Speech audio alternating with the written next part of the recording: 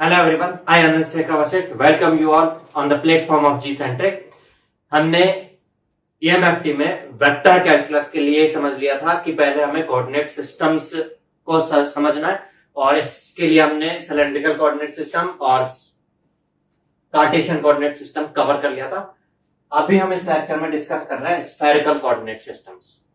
अच्छा, थोड़ा सा रिकैप करते हैं। अगर हम आप इस पिक पर ध्यान दें तो ये जो पॉइंट है, इस पॉइंट के coordinates Cartesian coordinates X Y Z और cylindrical coordinates rho phi Z का मीनिंग क्या है, आप पॉज लेकर के एक बार देख लीजिए। यहां पर रिकैप हो जाना चाहिए।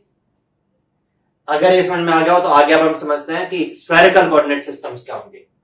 सेम पॉइंट P यहां पर ये है, इस P पॉइंट के स्फेरिकल कोऑर्डिनेट्स r, थीटा और फाई होंगे। अब इन तीनों का मीनिंग क्या होता है हम समझते हैं। R क्या है? R is the radius of A sphere passing through the point. हमें पॉइंट P के अगर कोऑर्डिनेट फाइंड करना है तो पॉइंट P से पास होने वाला स्फीयर होना चाहिए and centred around the origin होना चाहिए, वो ओरिजिन के अराउंड होना चाहिए। अगर ये ओरिजिन है, थोड़ा सा ध्यान देखना, आपको एक्स वाई जेड में इस साइड वाला क्वाड्रेंट नजर आ रहा होगा। उस क्वाड्रेंट में मैंने 3D व्यू बनाया है इस स्फीयर का। ये नीचे उस तरफ भी जा रहा होगा, पीछे की तरफ में थोड़ा सा डैश डैश डैश से शो रहा होगा। तो इस वाले पार्ट में जो ये हेमी का भी हाफ हो गया है, स्फीयर नजर आ रहा है। अभी इसी तरीके से चारों साइड में होगा, इस साइड में नीचे, इस साइड में और उधर पीछे की साइड में। ठीक है, तो ये थोड़ा सा व्यू समझ में आ रहा होगा। ये स्फीयर जो है ये ऑब्जर्वेशन पॉइंट से पास हो रहा है। मान लो पॉइंट ऑफ ऑब्जर्वेशन ऐसे, तो स्फीयर इस तरीके से इस पॉइंट से पास हो रहा होगा। ये है वो पॉइंट P। तो इस स्फीयर का जो रेडियस होगा, sphere around the origin centred है, तो ओरिजिन से इस पॉइंट P तक आ जाए वही रेडियस होगा। तो R is radius of sphere. और स्फीयर हमें समझ में आएगा क्या, इसीलिए इसको स्फेरिकल कोऑर्डिनेट सिस्टम्स बोल रहे हैं, स्फीयर के लिए बन रहा है। नेक्स्ट क्वेश्चन राइज होता है व्हाट इज थीटा। थीटा को हम कोलैटिट्यूड एंगल भी बोल देते हैं। कोलैटिट्यूड एंगल का मतलब क्या समझना, अगर हम पॉइंट P का थीटा समझना चाहते हैं तो पॉइंट P से पास होने वाला एक कोन बनाना है जो जेड एक्सिस के अराउंड सेंटर्ड हो। उस कोन का जो टिल्ट एंगल होगा, एंगल ऑफ टिल्ट होगा, उसी को हम बोलते हैं थीटा, कोलैटिट्यूड एंगल। समझना, जैसे मान लो ये है सेंटर एक्सिस एक कोन की, कोन इस तरीके से, इस पॉइंट इस एक्सिस के चारों तरफ में इस तरह से बिखरा होगा कोन। तो इससे एक्सिस से कुछ झुकाव के साथ इसके चारों तरफ की सरफेसेज होंगे। कितना झुक रहा है, कितना टिल्ट है, चाहे मैं इस साइड में टिल्ट देखूं, चाहे इस साइड में टिल्ट देखूं, या आगे की साइड में देखूं, या साइड में देखूं, या बैक साइड में जाकर देखूं, चारों तरफ सेम ही तो होगा ना टिल्ट। वो टिल्ट का जो एंगल होगा that is colatitude angle means theta. अभी हाल फिलहाल में हम देखें तो ये वाला जो एंगल है इस साइड में ऐसे आ रहा होगा, that is theta. Next phi की अगर बात करें तो फाई वही है एजिमुथल एंगल जो हमारे सिलेंड्रिकल कोऑर्डिनेट सिस्टम में होता था। याद आ रहा होगा, सिलेंड्रिकल कोऑर्डिनेट सिस्टम में फाई थीटा क्या, फाई क्या होता था, एजिमुथल एंगल। जो एजिमुथल प्लेन है, ये ग्रीन कलर में प्लेन दिख रहा होगा एजिमुथल प्लेन, ये रेड कलर वाला प्लेन जो एक्स जेड प्लेन है उससे कितने एंगल पर ओरिएंटेड है, यही होता था फाई। ठीक है, तो अगर यहाँ पे अगर हम देखना चाहें तो इसको समझने के लिए, इस फाई को समझने के लिए और थीटा और आर को भी एक बार अच्छे से क्लियर करना है हमें, तो वो समझने के लिए एक बार पहले यहाँ पर फाई को समझने के लिए आप समझ सकते हो, ये प्लेन नजर आ रहा होगा आपको, ये वाला प्लेन जो होगा ये आप कह सकते हो एक्स जेड प्लेन है, और एक ये वाला प्लेन नजर आ रहा होगा, ये हमारे पॉइंट P से पास होने वाला प्लेन है। इस तरीके से पॉइंट P से पास हो रहा है, ये कितने एंगल पर ओरिएंटेड है इसके साथ, दैट इज फाई। ये एजिमुथल प्लेन कह सकते हो। एजिमुथल प्लेन होने का मतलब ऐसा नहीं कि सीधा ही हो, ये टेढ़ा भी हो सकता है, शेप जो है ओवरऑल इस जेड एक्सिस से पास होना चाहिए। प्लेन जो होना चाहिए वो स्क्वायर शेप में या रेक्टेंगल शेप में हो, ये जरूरी नहीं है, किसी भी शेप में बन रहा हो सकता है वो प्लेन। जैसे यहाँ पर ये इस तरह से एक सर्कल के पार्ट की फॉर्म में बन करके आ रहा होगा। अगर आप इसका व्यू इधर से देखोगे, ध्यान से देखना, इधर से व्यू देखोगे तो आपको एक्स एक्सिस अपनी तरफ आते हुए दिख रही होगी, जेड एक्सिस ऊपर की तरफ, वाई एक्सिस दूसरी तरफ, और पॉइंट P होगा तो इस पॉइंट P से इस तरह से जा रहा होगा। अगर ये 90 डिग्री से थोड़ा सा इधर है तो इस साइड में ऐसे आ रहा होगा, समझ सकते हैं। तो ये वाला प्लेन जो एजिमुथल प्लेन है कितने एंगल पर है, वो है फाई। तो ये तीन कोऑर्डिनेट्स बनकर के आए। इन तीनों के एक बार, जैसे यहाँ पे हमें एक्स वाई जेड रो फाई जेड क्लियर हो रहा है, ठीक है, इस तरीके से आर थीटा फाई को समझने के लिए एक मैं फिगर और समझ रहा हूँ, उसमें एक क्लियर हो जाएगा, तीनों की तीनों कोऑर्डिनेट मीनिंग क्लियर हो गया हमें समझ में आ जाएंगे अच्छे से क्या है। तो ये पी पॉइंट है, इसका आर का मतलब हमने इस पी पॉइंट से पास होने वाले स्फेयर कंसीडर किया, इस स्फेयर का रेडियस आर होगा। अब आप समझ सकते हो कि आप इस जगह पर हो स्फेयर के, या इस पॉइंट की बजाय इस पॉइंट के कोऑर्डिनेट को समझे, तो स्फेयर तो सेम वही पास हो रहा है, सेम रेडियस होगा। ये हालांकि डिस्टेंस ज्यादा देख रहे होगी, एक्चुअल में शेप कुछ इस तरीके से है, तो डिस्टेंस ये देखो या डिस्टेंस ये देखो कुछ सेम रहेगी। अगर इस पॉइंट का पी देखें कोऑर्डिनेट या इसका देखें, मतलब इस स्फेयर के कहीं पर भी देखें आप जाकर के, आर जो होगा पी पॉइंट का वो सेम रहेगा। थीटा की बात करते हैं। आप ये कोण दिख रहा होगा रेड कलर में, इस कोण का टिल्ट एंगल की बात करूंगा, मान लो ये 60 डिग्री है, तो यहाँ पे भी 60 डिग्री होगा, ये पी पॉइंट यहाँ पर होता तब भी 60 होता, पूरे कोण में कहीं पर भी होता 60 डिग्री बनेगा। ना केवल यहाँ पे थोड़ा नीचे भी आ रहा होता, छोटा कोण बन रहा होता, मान लो इस तरीके, थोड़ा बड़ा कोण बन रहा होता, सॉरी ये पॉइंट यहाँ पर अच्छा इसी में कोण बन रहा होता, लेकिन छोटे स्फेयर के लिए बन रहा होता, मान लो स्फेयर कुछ इस तरह से होता, कोण इस तरह से बन रहा होता, सेम कोण होता, तब भी ये थीटा सेम बन रहा होता, लेकिन आर कम हो जाता उस केस में। इसी कोण पे अंदर की तरफ जा रहे होंगे, आपको समझ में आ सकता है कि सेंटर पॉइंट से रेडियस डिस्टेंस कम होती जा रही, रेडियल डिस्टेंस कम होती जा रही, तो स्क्वायर छोटा बनेगा तो आर कम हो जाएगा, हालांकि थीटा सेम है। आप इस पॉइंट की बजाय इस पॉइंट पे जाएंगे, आर तो सेम रहेगा, लेकिन अगर आप ये कोण देखेंगे तो छोटा कोण बनेगा इस तरीके से, इस कोण का झुकाव वाला जो एंगल है टिल्ट एंगल, ये कम हो जाएगा, थीटा कम होगा। नेक्स्ट फाई हमने समझा था, ये ग्रीन कलर में प्लेन नजर आ रहा होगा, ये वाला प्लेन, इस पी पॉइंट के लिए ये प्लेन जो है ग्रीन कलर में नजर आ रहा होगा, ये plane with respect to X Z plane, अच्छा एक्स और जेड एक्सिस, सॉरी एक्स और जेड एक्सिस से जो प्लेन बन रहा है ये वाला प्लेन, इससे कितने एंगल पर है, ये है फाई। अगर पी पॉइंट यहां के बजाय यहां पे होगा, आर सेम रहेगा क्योंकि स्क्वायर सेम है, कोण सेम है तो थीटा सेम रहेगा, लेकिन फाई बढ़ जाएगा, ज्यादा एंगल पर जा रहा होगा आप ये इस तरीके से। क्लियर बात? ऐसे पी पॉइंट अगर यहां पर जाएगा तो 90 डिग्री हो जाएगा, तो आप समझ सकते हो फाई के चेंज होने के साथ, थीटा के चेंज होने के साथ, आर के चेंज होने के साथ क्या चेंजेस होते हैं। तो अगर मैं आर की बात करूं तो मिनिमम टू मिनिमम अगर हम ओरिजिन पे हो तो आर की वैल्यू 0 हो सकती है, और बढ़ते बढ़ते दूर बढ़ते जाए तो इनफाइनाइट तक जा सकते हैं, तो आर की वैल्यू इनफाइनाइट तक रीच कर सकती है। अगर हम थीटा की बात करें तो थीटा यहाँ 0 डिग्री होगा, आप जैसे जैसे इधर नीचे आ रहे होंगे वैसे वैसे बड़ा होता जाएगा, कौन बड़ा होते होते 90 को पार कर जाएगा। यहाँ पर यहाँ आप देखोगे तो 90 डिग्री बन रहा होगा, इससे भी नीचे जाएंगे तो 90 से बढ़ते बढ़ते बढ़ते और फिर 180 डिग्री हो जाएगा। ध्यान से देखिएगा, अगर मैं ये वाला कोण कंसीडर करा था तो ये 60 डिग्री था, अगर बढ़ते बढ़ते मैं यहाँ पर पहुंच गया तो ये कोण ये वाला कुछ ऐसा होगा। अब एंगल यहां से नहीं देखना, पॉजिटिव जेड एक्सिस से देखना है, ये अब 90 डिग्री से कुछ ज्यादा हो जाएगा तो आप कह सकते हो 90 से ज्यादा हो सकता है, मिनिमम तो 0 डिग्री हो सकता है। 90 से बढ़ते बढ़ते यहाँ 180 हो गया, अब इधर आएंगे तो 180 से बढ़ेगा क्या, नहीं, कोण ये वाला बन रहा है, मान लो इस कोण के लिए आप एंगल देख रहे होते मान लो 178 डिग्री, और इसके लिए भी देखोगे तो 178 डिग्री बनेगा। ऐसा नहीं कि इस साइड में चलेगा तो 180 से ज्यादा हो जाएगा, तो मैक्सिमम 180 डिग्री हो सकता है, तो 2 पाई तक वैल्यू हो सकती है थीटा की। फाई हम समझ ही चुके थे, इसके चारों तरफ जैसे जैसे घूमते जाएंगे फाई की वैल्यू 90, फिर 180, फिर 270, फिर बढ़ते बढ़ते 360, जैसे उस केस में होता था सेम टू सेम। फाई की वैल्यू 0 से लेकर के, सॉरी थीटा की 0 से लेकर 180 डिग्री तक मींस पाई तक, और फाई की वैल्यू 0 से लेकर के और 2 पाई तक ये ऐसे वेरी कर सकती है। तो ये तीनों इनकी रेंज हुई। अब हम किसी पॉइंट को कैसे इमेजिन करेंगे, या यहाँ पर प्लेन्स कैसे बन होंगे, या लाइन कैसे बनेंगे, यहाँ पर ये एनालाइज करते हैं स्फेरिकल कोऑर्डिनेट सिस्टम्स में। चलिए देखना यहाँ पर, अगर मैं ये पॉइंट कुछ कंसीडर कर रहा हूं, ये वाला पॉइंट है, इस पॉइंट में आर तो आपको ये बताएगा ओरिजिन से कितनी डिस्टेंस पर होगा हमारा पॉइंट, क्योंकि उतनी ही बड़ी रेडियस होगी स्फेयर की, चाहे फिर वो इस तरफ जाए या इस तरफ जाए, कहीं पर भी जा सकता है, आर केवल डिस्टेंस को बता देगा।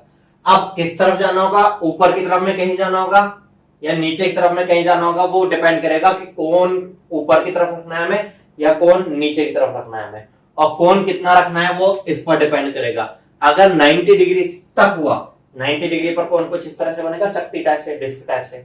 अगर 90 से कम हुआ तो ऐसे बन रहा होगा, 90 से जितना कम होगा उतना ऊपर की तरफ रहा होगा, और 90 ज्यादा हो गया तो नीचे की तरफ बन रहा होगा। एंगल हमेशा पॉजिटिव जेड एक्सिस से लेके चलते हैं, तो आपका ये जो पार्ट है थीटा वाला पार्ट, ये डिसाइड करेगा ऊपर की तरफ जाना है या नीचे की तरफ जाना है। जैसे फर्स्ट वाला केस जो है उसमें ऊपर की तरफ 30 डिग्री पर होना होगा, सेकंड वाले केस में 90 डिग्री ज्यादा नीचे की तरफ होना होगा, इसका मतलब। अब ऊपर की तरफ में चारों तरफ इस साइड में होगा, या उस साइड में होगा, या उधर बैक साइड में होगा, या इस साइड में आगे की साइड में होगा, वो डिपेंड करेगा फाई पे। फाई की वैल्यू अगर 0 से 90 डिग्री के बीच में हुई तो इस साइड में कहीं पर होगा, 90 से 180 के बीच में हुई तो उस साइड में बैक साइड में होगा, 180 से 180 तो उस साइड में बैक साइड में होगा, और अगर 270 से 360 के बीच में तो इस साइड में फ्रंट साइड में होगा। जैसे फर्स्ट वाले केस में किस साइड में होगा, उस साइड में 30 डिग्री एंगल पर टिल्ट होकर के आप इधर से आ जाओ तो उस साइड में 90 से भी और थोड़ा सा आगे 46 डिग्री आगे जाके उस साइड में जाकर के हो रहा होगा, 3 की डिस्टेंस पर हो रहा होगा। लेकिन सेकंड केस में देखें 216 डिग्री तो फिर उस साइड में हो रहा होगा, बैक साइड में, उधर वाली साइड में 270 से तो कम है और 180 ज्यादा, उस साइड में जा रहा होगा। और 103 डिग्री है इसलिए नीचे की तरफ, उस साइड में नीचे की तरफ जा रहा होगा। तो इस तरीके से हम पॉइंट को इमेजिन कर पाएंगे।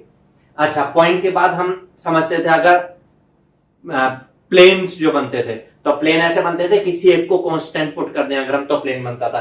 जैसे अगर कोई कहते हैं r इक्वल टू 3 तो r इक्वल टू 3 का मतलब होगा जहां पर r की रेडियस की वैल्यू 3 रहे, बाकी सब चाहे चेंज होता रहे। तो जैसे देखना ये वाला स्फीयर नजर आ रहा होगा आपको, ये जो स्फीयर है, इस स्फीयर में आप ऊपर नीचे आगे पीछे कहीं पर भी घूम फिर लो, r की वैल्यू तो फिक्स रहेगी ना। और वो मान लो मैं 3 मान के चल रहा हूं तो ये r इक्वल टू 3 सरफेस हो गया। तो आगे से कभी कोई बोले r equal to 5, r equal to 3 तो इसका मतलब एक स्फीयर है और जितना r बोला उतनी रेडियस का स्फीयर है, स्फेरिकल सरफेस हो जाएगा। इसका मतलब r इक्वल टू कांस्टेंट बोलेगा। तो आगे से अगर कोई r इक्वल टू कांस्टेंट गए तो इसका मतलब है एक स्फेरिकल सरफेस होगा।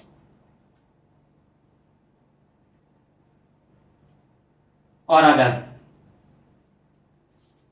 कोई थीटा इक्वल टू कुछ कांस्टेंट बोले, थीटा में कोन का टिल्ट एंगल बताता था। जैसे आप इमेजिन करें, मान लो ये वाला रेड कलर में जो कोन दिख रहा है, इस कोन में आप कहीं भी घूम लें, इधर घूम लें, इधर घूम लें, या आगे जाके बाकी इधर क्वाड्रेंट्स में और घूम करके आए, या नीचे चले जाएं, या इसी में इसको और बड़ा कर दें अगर इसी कोन को इस तरीके से, तो कोन का टिल्ट एंगल तो चारों तरफ सेम ही रहेगा ना, मींस थीटा कांस्टेंट फिक्स रहेगा। हाँ, ये बात लगे इधर उधर जाने पर फाई चेंज होगा, वही इससे इधर 90 डिग्री, 90 से 275 चेंज हो रहा होगा, 180 270 इस तरह से, और इधर नीचे ऊपर होने के साथ r चेंज होगा, बट थीटा फिक्स रहेगा। तो थीटा इक्वल टू कांस्टेंट से एक सरफेस बनेगा, कैसा, कोनिकल सरफेस बनेगा। यहां से कोनिकल प्लेन भी आप कह सकते हो इसको। Next phi equal to constant तो हम समझ चुके थे। फाई इक्वल टू कांस्टेंट तो एक एजिमुथल प्लेन बनता था, जितने angle phi equal to constant जितना डिग्री है उतने एंगल पर एजिमुथल प्लेन बनता था। जैसे यहां पर ये वाला ग्रीन कलर में प्लेन नजर आ रहा होगा, ये एक phi equal to constant plane है। ऐसे यहां पर ये नजर आ रहा होगा, ये वाला प्लेन जो है, ये जो इस तरह से कट करके आ रहा है, ये फाई इक्वल टू कांस्टेंट एक प्लेन है, पर्टिकुलर एक डिग्री पर जाकर के सारे के सारे पॉइंट्स अगर हम देखें तो फाई इक्वल टू कांस्टेंट पर। तो इस तरीके से प्लेन डिसाइड होगा। अब है लाइन कैसे बनेगी, आपको याद आ रहा होगा, जब दो जो है उनमें से दो कांस्टेंट दे रखे हो कि एक्स इक्वल टू इतना, वाई इक्वल टू इतना, तो एक लाइन बनती थी। ऐसे ही अगर आर इक्वल टू कांस्टेंट और थीटा इक्वल टू कांस्टेंट कुछ दे, या दूसरा कॉम्बिनेशन आर इक्वल टू कुछ constant, phi equal to other constant दे, या theta equal to constant and phi equal to other constant दे, तो कुछ लाइंस बनेगी। कैसी बनेगी लाइन, किस केस में, वो समझना है। अगर हमें बोलता है r equal to 3 and theta equal to 30 degree, तो r इक्वल टू 3 एक स्फेरिकल सरफेस हो जाएगा। आप समझ सकते हैं कि स्फेयर हो जाएगा 3 रेडियस का, और यहां सेंटर है इसका। थीटा इक्वल टू 30 डिग्री मान लो एक कोण है, इस तरीके से।